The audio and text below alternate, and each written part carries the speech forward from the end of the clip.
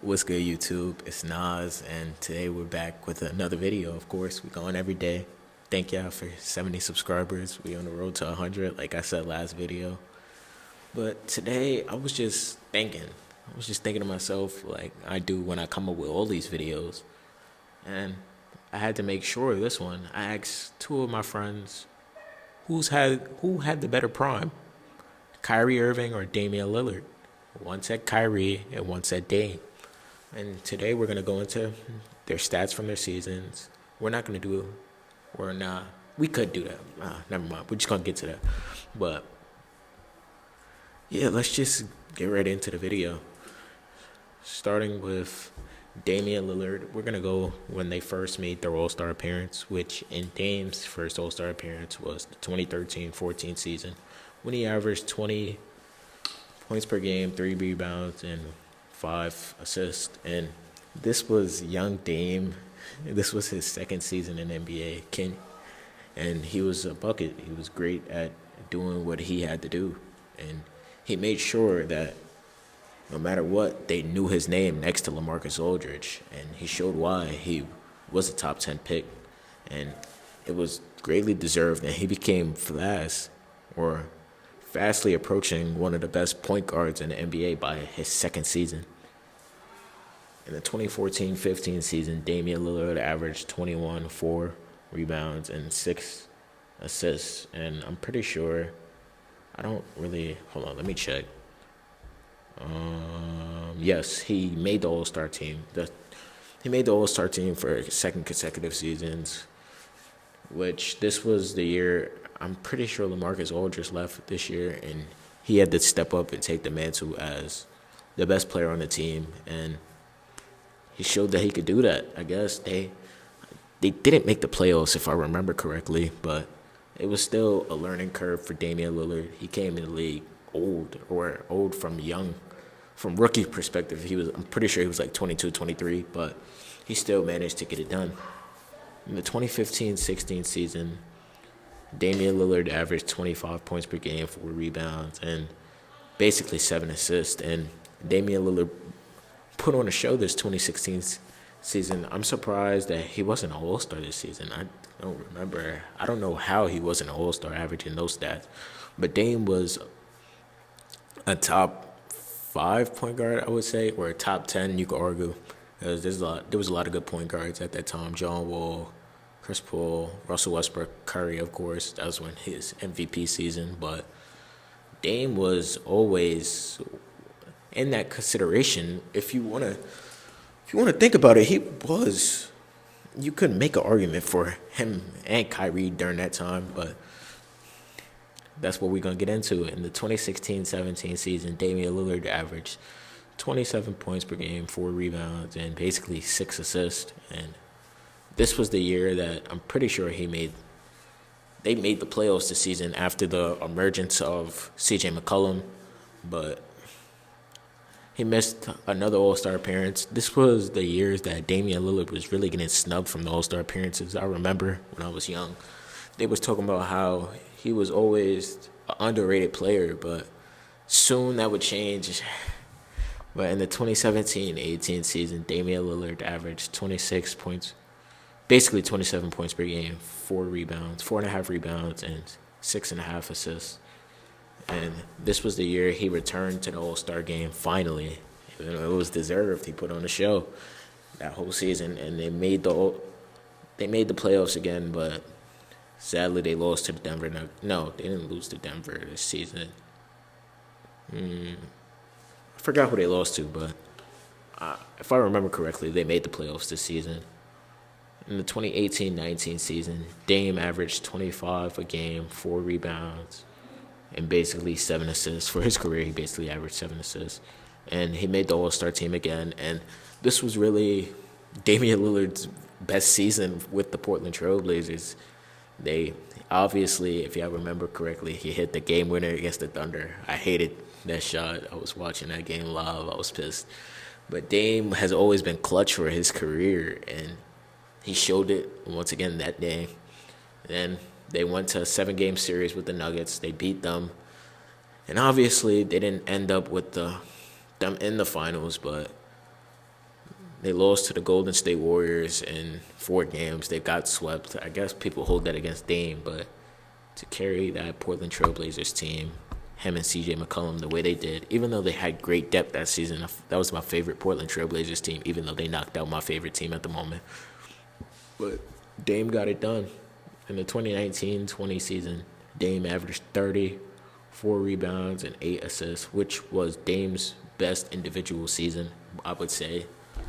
They end up making the playoffs as an 8 seed, if I remember correctly, the bubble. And in the bubble, Dame carried them. He made sure the Portland Trailblazers were making to the playoffs. He did everything right. He made all the clutch moments, and basically he willed them into the playoffs. Even though they lost to the Lakers, I'm pretty sure the Lakers were the 1 seed. Yeah, they lost to the Lakers. Dame still put in work, and there was no beating that Lakers team, as you can see. In the 2020-2021 season, Dame averaged 28 points per game, 4 rebounds, and 7.5 assists. And I'm pretty sure, did they make the playoffs this season? I don't really remember, but he was an all-star again, named an all-star, and that really didn't change a thing. In the 2022-2023 season, he averaged 32 points per game, 4 rebounds, and 7 assists. And this might have been Dame's best season. My bad. I'm tripping. But obviously, they didn't make the playoffs this season. And Dame put up 70 points this season. So it showed that Dame was really a killer when he wanted to, or whenever the team needed him to. But there was no carrying that Portland Trailblazers team to the playoffs. They were ass. And there was nothing really you could do about that shit. But Dame is an 8-time All-Star, All-NBA first-team selection, 4-time All-NBA second-team selection, and a 2014 All-NBA third-team, and a 7-time All-Star. And next, we're going to get into Kyrie Irving, starting off with his All-Star year, which was his second year, too, the 2012-2013 season, when he averaged 22.5 points per game, 3 rebounds, and basically 6 assists. And Kyrie was this was after Kyrie's rookie of the year season, when he proved that he was supposed to be the number 1 pick. Because remember, he only played like 6 games for Duke, so he really wasn't a sure, or the Cavs sure thought that he was a sure prospect from those 5 games. But you could never be too sure if you play that too many games with the amount of bust or number 1 picks. But Kyrie put in work this season. Obviously, for the first couple years, they didn't make the playoffs because that team around him was terrible. He was playing with Alonzo G, I think. I forgot. And Anthony Bennett. So, can't really hold that. I don't hold that against him. 2013-14 season, he averaged 20.8 points per game, 3.5 rebounds, and 6 assists. And this year, obviously, if I can remember correctly, he was the All-Star Game MVP, All-Star starter, and everybody by this time, if you didn't know Kyrie's name, I'm pretty sure you knew it. But by then, in the 2014-15 season, when LeBron joined the team, he averaged 21 points per game, 3 rebounds, and 5 assists. And I'm pretty sure Kyrie was an All-Star this season. Yes, he was an All-Star this season. And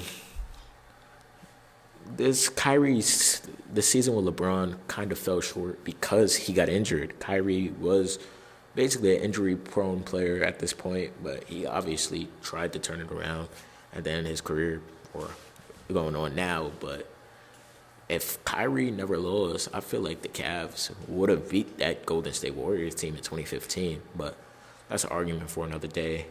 The 2015-16 season, he averaged 19.5 points per game, 3 rebounds, and 4.7 assists. And these stats really don't mean anything to me, basically, because this was Kyrie trying to get back to how he was before the injury. And obviously that paid dividends when him and LeBron both averaged basically 30 points in the finals. One of the first duos not one of the first duos, but they're the only duo that both have 41 apiece in a game. So Obviously, that was a special duo, and they came back down 3-1 and made history as the first team in the finals to do that. And people were undermining Kyrie in that series. Kyrie could have, even though it's LeBron James, of course, but if it wasn't LeBron James, Kyrie would have been the Finals MVP, and that's a lot to say. The 2016-17 season, after the ring, he averaged 25 points per game, 3 rebounds, and 5.8 assists, and obviously they didn't get it done. They played Kevin Durant. Yeah, there's no beating them.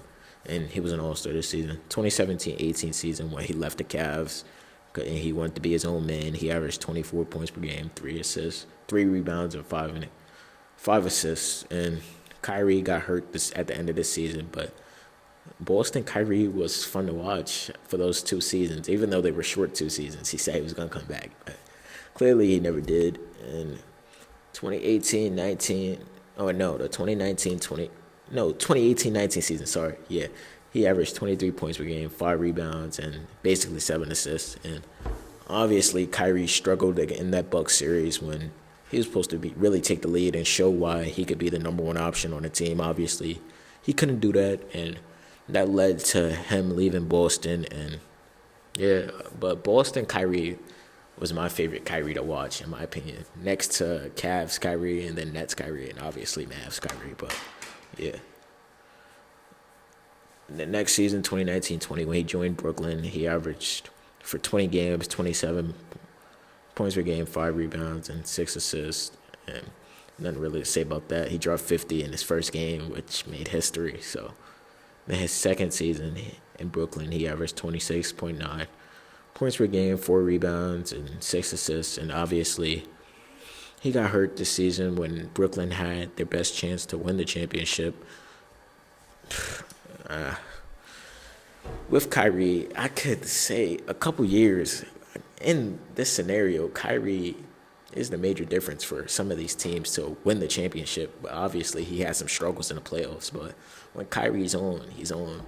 And Kyrie was on before Giannis, that injury, Giannis stepped on his foot or got under his foot. And obviously, he was out for the rest of the playoffs. And his last year in Brooklyn/Dallas, he averaged 27 points per game, 5 rebounds, and 5 assists. And in Dallas that season, he averaged 25.6 points per game, 5 rebounds, and 5 assists, which in Dallas, that was his first year in Dallas. Obviously, they didn't really have the chemistry down, and they didn't make the playoffs. And the next season, obviously, we saw last year they made the finals. And it's only to show how far it could take. Kyrie could take that team. And in Kyrie's career, he is an 8-time All-Star, just like Dame. And he has a ring that Dame doesn't have. But we could say Dame would have a ring if he played with LeBron James too. So I want to know, who y'all got, or who was better in their prime, Kyrie or Dame? Subscribe if you're new. I hope you enjoyed this video. Road to 100.